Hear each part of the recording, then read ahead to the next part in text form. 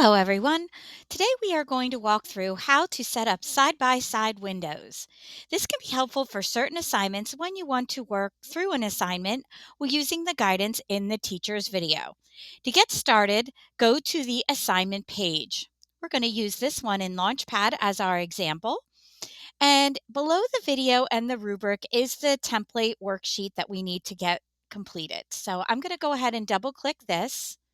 Notice it pops up in my downloads. I'll give that a click.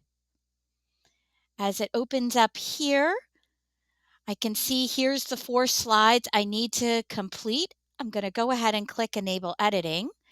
Now I'll be able to type on the document, but I remember in the video it gave me tips on how to use the toolbar.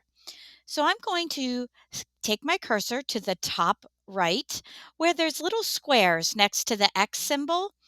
And it gives me sample layouts. Since I know the assignment's over in Edge, I'm going to take advantage of Edge being preloaded and just click on this side. Now notice I've got my PowerPoint worksheet here on the left. I can work through the slides. And on the right, I have my assignment page. I can go ahead and click the video and follow the tips along. So I hope this feature will be useful for you in future assignments. Thanks, everyone.